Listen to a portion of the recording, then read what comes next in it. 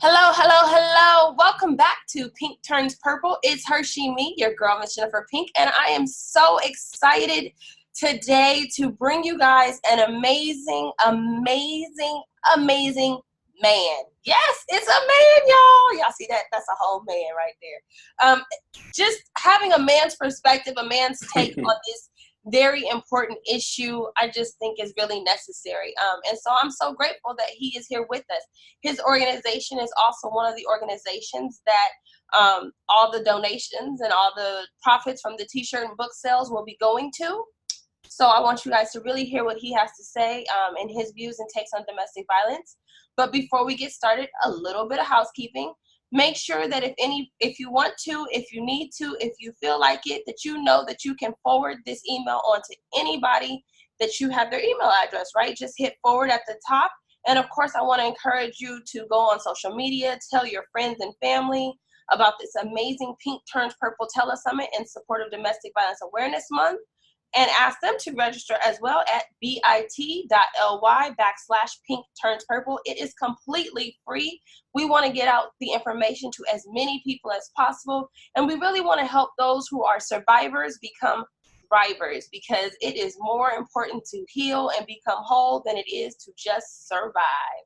So with that being said, I'm going to first tell you a little bit about our special man who is joining us, and then I'm going to ask him to tell you about his organization and his domestic violence story. So Clinton Patton is the owner of Patton Behavioral Health LLC in Oklahoma City, a private practice that provides individual, family, and group counseling. He is also the CEO of the Ashley Renee Hamilton Foundation, a foundation focused on domestic violence education, awareness, and intervention. Clinton's public speaking career spans over 10 years. He often serves as keynote speaker specifically on the following topics: domestic violence education and intervention, mental health versus behavioral health, at-risk youth empowerment, parenting at-risk children and adolescents, bridging the gap between mental health professionals and educators, and healthy relationships between mothers and sons. Clinton is the author of Resilience, the Story of an Extraordinary Little Boy, a story of abuse, perseverance, and success. Everybody say, hi, Clinton. Hey, how you doing? All right, Clinton, I want you to share with them about the Ashley Renee Foundation, what it is exactly you do within the foundation, why you started it, and of course, share with us your domestic violence story. Well, I'm the founder of the Ashley Renee Hamilton Foundation, and our foundation provides resources for victims, witnesses, and survivors of domestic violence. And resources may include, it depends on the case. It's a case-by-case basis. If we have a victim who hasn't had a job in a while, or we would help them to make resumes. And I provide counseling for male and female victims of domestic violence. I provide individual and group counseling. I also do domestic violence assessments. I assist when needed to, like, they have resources that they may need, such as utilities or maybe the deposit on the apartment. We also plan, we do strategic planning for the exit. When leaving those situations, we provide support for victims, witnesses, and survivors, male and female. We also we go anywhere in the community when it's where it's needed. We also do awareness. Like, we recently on the 29th, we did a photo shoot for domestic violence awareness, where it depicted different forms and types of domestic violence. We also go into the school system to talk to our children and adolescents.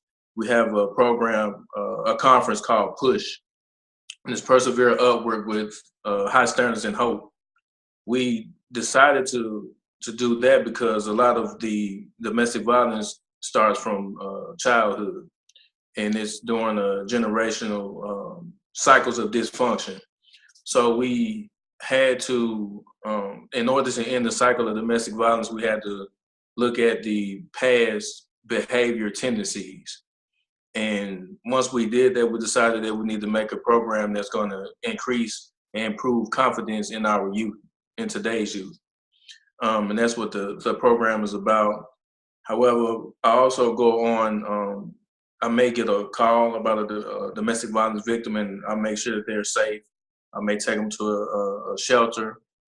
I may just offer support, listen to them when they need to be, listened to, and encourage them to leave a situation like that. But I try to remain realistic. Oftentimes, it takes between 7 to 12 times for a victim to leave a domestically abusive situation.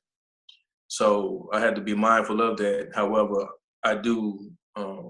If it was me, I hope they would leave immediately, without thinking about it. So that brings me to the mission. My mission for my organization is to build a transitional high-rise apartment complex to give victims, witnesses, and survivors full-size apartments. Because when you're in a shelter, it makes you feel like you are displaced.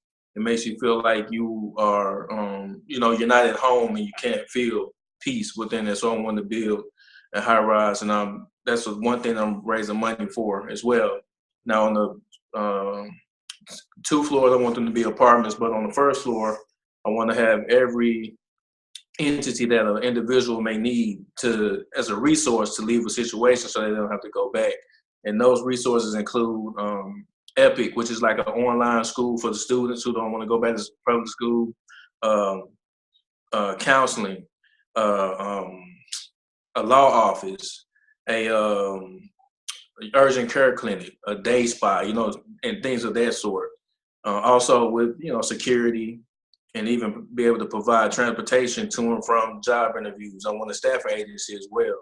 So there's some of the things I'm going to be doing with the donations that we get from this event. Well, I started in, I'll tell you a story. August the 10th, I was sitting in the parking lot of my job at the time. And I had just came back from playing basketball. It was probably around, it could have been between maybe closer to 3 o'clock p.m.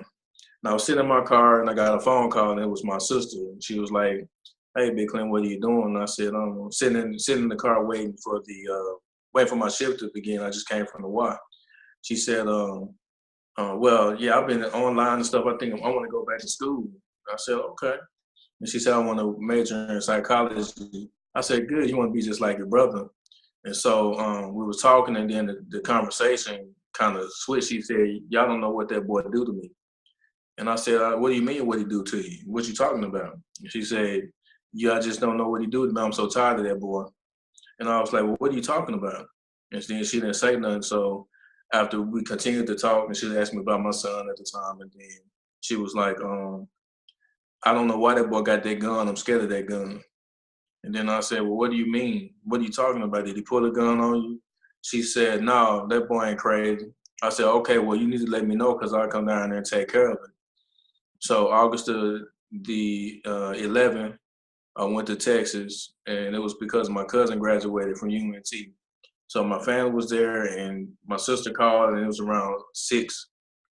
As I said, "Why didn't you come down to Texas?" She said, "Well, I had just got a job and I had to go to work." I said, "Okay." And then she said, I said, "Well, what you doing?" She said, "Well, I'm tired. I'm going to go to sleep." And I said, "Okay, well, call me when you get up." So August the 12th, about 4 o'clock in the morning, we received a phone call, and it was my sister's mom because we have the same dad. She said the detective called and said, "What is your relation to Ashley Hamilton?" And then she said, "That's her sister." And she was like, "Well, there's been the detective on the other end was like, it's been a tragedy." And so I got up. I was asleep at my dad's house, and I got up and I walked into the living room, and I just heard wailing, and I was like, what y'all crying about? What's wrong? What happened?" And then her mom looked at me and said, "That boy killed your sister." And I said, "Well, what do you mean kill my sister?" I just talked to her. And she said, he killed your sister. She said, "I told her to leave that boy alone." And then I said, "What do you mean he killed my sister? She's not hurt that she dead, but she's not hurt." And so I went back and got my phone, and I called her phone, and I called and I sent her a text message. And then I called the phone again, and then I was just in shock. My sister was dead, and I became angry, excessively angry. And so after that, I had to make a choice. Either I could um, be upset and take it out on the world, or be upset and take it out on um, people who battle, or be a vigilante or whatever, or I can make sure that nobody else has to feel the pain of losing someone because of this devastating social problem that we really need to end. So in 2014, I started the Ashley Renee Hamilton Foundation, and I have been a strong advocate and force within ending domestic violence. Um, I'll tell you this: my sister, they went to, from what was said, she went to she was in Jackson, Mississippi, and so she drove to Hollandale, which is like an hour, maybe 30 minutes away. And she got a phone call from one of her friends. You know how your girls get, and they be calling you, telling you what you do, doing, or whatever, not thinking that it could really cause some issues. One of her so-called friends called and said, "Well, Eddie, his name's Eddie, is in the club with his first baby mama." So my sister um, drove to from Jackson to Hollandale, and they told me that she walked in the club and she said something to him, and then she left out. So after she left, she drove all the way home, and he uh, followed behind her. So she went in the house, and this is what the detective told her, that her clothes was in the bathroom. She had just got out her clothes and was getting ready to get in the bed. And so got to the house, and he kicked the door in, and then he went in there and shot her in the head. And um, I just, for a long time, I felt guilty. I felt that I didn't get the opportunity to protect my sister. And I just, even to this day, I still have times where I have to cope with, losing my sister, because domestic violence leaves it's a lifetime of healing. So my sister never told me that she was going through any type of issue, physically or violent, with any relationship stuff. So I had no idea. But then once I got to Mississippi, when I had to bury her, then I was hearing that he had jumped on her at a gas station. He pushed her down some stairs. He punched her in the eye. He stalked her, showed her where she was at, and pretty much told her that if he can't have her, nobody could. And, he tortured my sister. And in 2015, well, they gave him a plea bargain.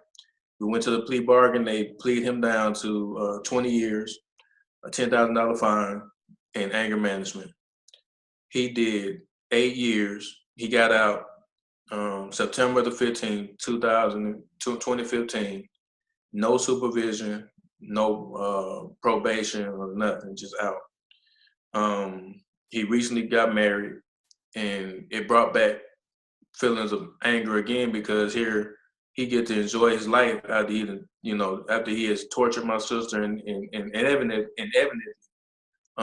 taking her life and destroying the lives of the people who loved her family, and taking her away from her kids. So my passion to end domestic violence is the fire is going to be there for a while, because I understand the devastation of it. And I didn't even mention that I seen my mother go through. My mother would, and to be honest, I've seen both sides.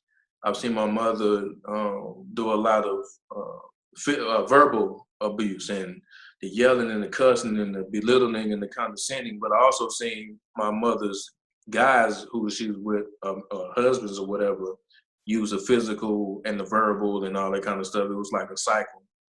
And for me, I know that every kid is not strong enough to decide that they want to do something different. Children learn what they see, regardless of whatever you say. So I wanted to make sure that I'm able to provide a transitional place to restore the peace for our victims of domestic violence. And then another piece is the legal system does not protect the victims. And I've learned that the best way to provide a victim with the help that they need is to avoid the penal system, because they don't help. I mean, you can kill somebody, you could be out. You know, and the 8 years went by fast. It seems like yesterday, but it seems like an eternity when you want to hear your sister's voice, or when you want to hug her, or, you know, and laugh with her and joke with her. And I've looked at the systems that they have in place, and they're ineffective. I decided to become a therapist because I wanted to understand human behavior. I'm a licensed professional counselor as well. So I understand human behaviors. I am working on my second book, which is my second book is about why it's called why does he act like, what's wrong with him? And it is a book that I am pretty much giving a pathology on the batter's behavior.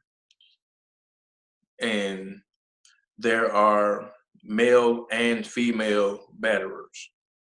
The tactics are the same, but they're different due to being male and female. Females may utilize more verbal abuse, and verbal abuse is what they call hitting below the belt, you know, and males are going to use verbal abuse as well, but they're more, if they feel like the verbal abuse is not working, then they're going to use physical abuse. And there are several forms of domestic violence that we had that include financial abuse, sexual abuse, physical, emotional, spiritual abuse as well. When you have spiritual abuse, it's those type of people who pulling out scriptures that make you feel like you're supposed to stay in a situation like that because God says honor a marriage, and that's not true. And there's also, when saying that is there's also a lot of domestic violence that takes place within the churches. Some of these dear pastors that we look up to are committing it's a crime. Domestic violence is a crime when they commit a crime. And I think that in order for us to end it, we have to be more open to listening to our victims and getting a better understanding instead of judging them. So if I had to give any type of suggestion when you encounter a victim, the best thing that you can do for them is to listen. You don't have to say a word. You don't want them to feel judged because they are going through a lot. And for me, it's easy for me to do that because I've seen the devastation behind it. So I have to believe it. Unless and with domestic violence, I think it's guilty until proven innocent. You know, that it has to be that way, because if not, we have so many people that are dying from domestic violence, you know, per year. We have over 900,000 cases of domestic violence per year. That's a lot of people to have to go through some of the same stuff. And 3.3 to 10 million kids witness it. So if you got that many kids witnessing domestic violence, then they may grow up to become batterers. And the devastation of this, it costs around about $4.1 million a year are lost due to lost wages. When a victim is victimized and they have bruises and stuff and they can't go to work, they lose money. You know, and what I've learned is the reason that victims go back to situations is when they don't have the resources. And that could be money, that could be a place to stay, you know, that could be fear of retaliation, that could be fear of fear of being a victim again, or fear of people not understanding. You know, it's a lot that transpires. So the Ashley Renee Hamilton Foundation is here for the long haul. We will do whatever we can in our power to end domestic violence. It's our mission. Our vision is to make sure that we are able to decrease the numbers of domestic violence. Here in Oklahoma, we're 15th in the nation in homicides as a result of domestic violence. You know, 1 in 4 women will experience domestic violence per year, and it's 1 in 7 men that will experience domestic violence. And then we have to get away from our societal perceptions of men. Men feel. Men feel. You know, they feel, and you know, domestic violence doesn't have a specific type. They don't have a socioeconomic status. It doesn't have a gender. It doesn't have a spiritual background. It doesn't have anything. It don't care who you are. It don't care what your socioeconomic status is. It doesn't care about any of that. It don't have. It can happen black, white, green, blue, Chinese. You know, it doesn't matter. You know, but like I said, the goal of my organization is to end it because it's devastating. Well, you've definitely, I definitely am very sorry that you had to experience this loss so personally in your life. But it has created in you something amazing that I think we need right now. And that's the brutal honesty and the brutal truth of it. You know, a lot of times we like to tell women, oh, girl, I seen so-and-so in the club and you need to go get your man and things of that nature. And we don't even recognize and realize that we are feeding into the dysfunction that causes people to lose their lives. You know, if he's cheating on you, if she's cheating on you, you don't need to go to the club to say nothing. You need to just remove yourself from the situation because they're telling you that they don't respect you. They're telling you that you're not that important to them. But yet we seem to pump up this need to, you better say something or you don't let him get away with that. And then we create these cycles, and unfortunately things that would happen to your sister happen, and like you said, the court system, sometimes I think it's a joke when it comes down to it because, women get restraining orders and then people get restraining orders and then the abuser violates it and nobody goes to jail. It's almost pointless in a lot of situations. And then a lot of times we don't even realize that, like you said, when victims come forward, the way that they're questioned, the questions that they're asked, it's almost like they're being re-victimized. And they're being made to feel like they've done something wrong. Right. And we definitely have got to change the conversation. I know for me, I am less focused on stricter laws and less focused on the courts as I'm focused on helping people build up themselves. Kind of like what you're doing with the kids. Like you notice, it's a cycle. It starts from somewhere. And if we go to the beginning of the cycle, guess what we can do? Break the cycle, end the cycle. And I think that's, to me, that's the shift we need to have. And so I'm definitely, grateful that you're doing it in the high schools in Oklahoma. And I want to encourage other people, start having the conversations younger and younger. Don't wait till somebody becomes a victim to start talking about being a victim. Let's have these conversations. Let our children hear stories and hear how the abuse started and how, we normalized the dysfunction from the beginning, well before it ended up with somebody shooting somebody running somebody over. I think those are all important pieces that we definitely need to start thinking about. But I want to ask you, as in my opinion, you're a survivor of domestic violence because you survived what has happened to your sister. What do you, what do you want to say to those who stay stuck in that anger that you felt? Because I know that like you said, it's a forever process. And there's days when you're upset, and there's days where you're angry, of course, and there's days when you miss your sister, and you get those emotions. But how do you not stay stuck in those emotions? First of all, you have to recognize when you are feeling those emotions. And for me, what I did was I was able to I took my energy and turned it into something positive by creating an organization. Maybe speaking out about it, maybe talking to people about it will help. Also, I talked to, I had a pretty good support system, so you got to make sure you curate a support system, and make sure you have a hobby or something that you do that, make sure you focus on the things that you can do or the things that you're good at. I mean, because it's easy to get consumed in those type of feelings because you feel like you were wrong. And when you feel like you were wrong, sometimes you want revenge. Also, I believe in a higher power. I do. I had to consult with, one of the verses that I termed was 1 Corinthians 13, 1 through 13. And I had to, begin to I had to begin to take the concept of love and dive in and to get a better understanding of it. Then I had to apply it. And I had to apply it to myself first. So the first thing I had to do and continue to do is love myself in order to be able to see love from other people, to be able to understand love, to be able to apply it. I have to love myself. I had to apply it to myself first.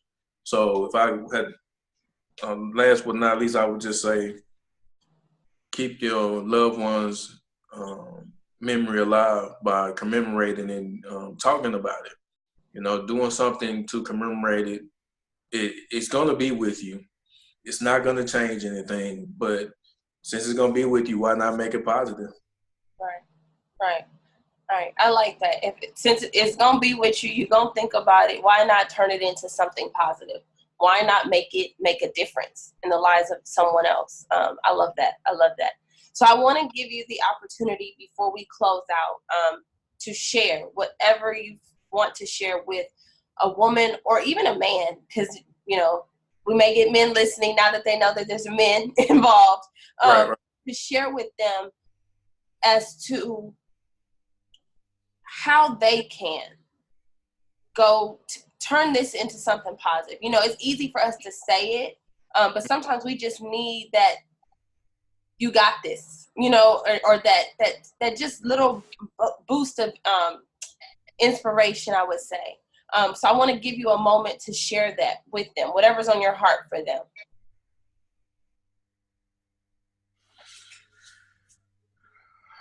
I have a few words.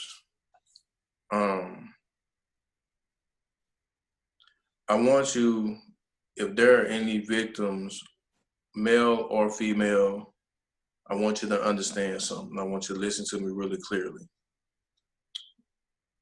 Love does not hurt. Love doesn't hurt. Love doesn't hurt. Keep in mind, if you don't have to allow your circumstances to change who you are as a person. You can remove yourself from your circumstances and be the person that you want to be. But you have to understand that you have to understand that love doesn't hurt.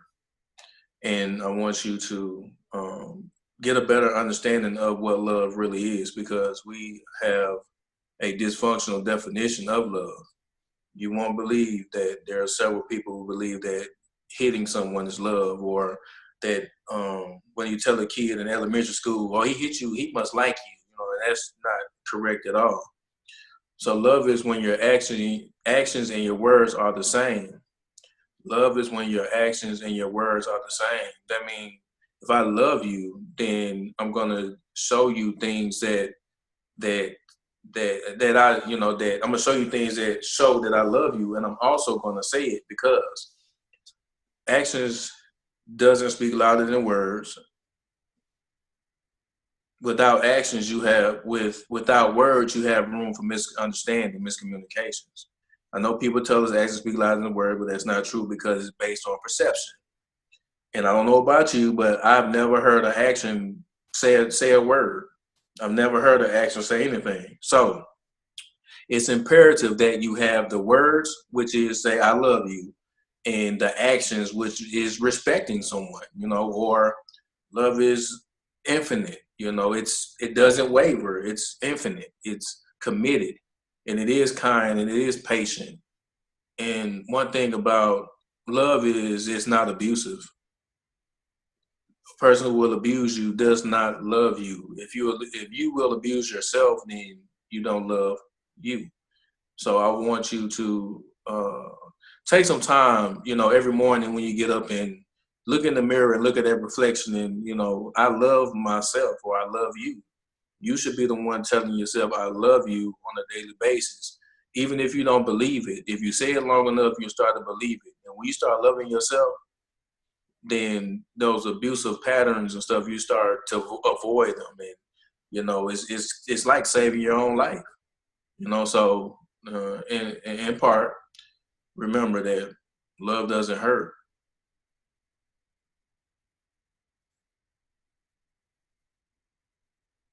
Oh, sorry, I was on mute. Exactly. Love doesn't hurt. It doesn't have to hurt. It shouldn't hurt. Don't let anybody tell you anything different. I want to thank you again for joining me. Thank you again for sharing your story. And thank you again for creating all that you are creating and doing all that you are doing. Because a lot of times we just take it for granted, and a lot of times we stay in a space of anger and a space of frustration and seeking revenge and wanting to make sure that they pay for the wrongs that others pay for the wrongs that they have done to us. But you have truly turned it into something positive. And I truly am excited to see the apartments come to life. Right. Me too. I see it. I be dreaming about it. I dream about it, and I've been doing what I need to do to make sure it happens. And because I think it's needed. It's definitely needed. It's definitely needed. So know that I'm so honored that we could make you a partnering organization. And for those of you who are watching, I promise you, all the profits, all the donations go directly to his organization and the other organization that we are partnered with, which is doing the same thing here in Georgia. And if they have any questions or concerns, they could find us at www.thearhfoundation.org. They can email us at thearhfoundation@gmail.com, or they can even call 405-446-5597. Well, there you go. He just told you all that you can do. So don't think that we're doing something funny. Ask questions. Get your questions answered. Absolutely. Thank you again so much for joining me and for being a part of this. Clinton, I'm so grateful again. And for those of you watching, don't forget, you can forward this email. You can ask all your friends and family to register. You can tweet, Facebook about it, hashtag Pink Turns Purple. That is Clinton from the ARH Foundation, and I am Miss Jennifer Pink. And until next time, I want to say bye-bye.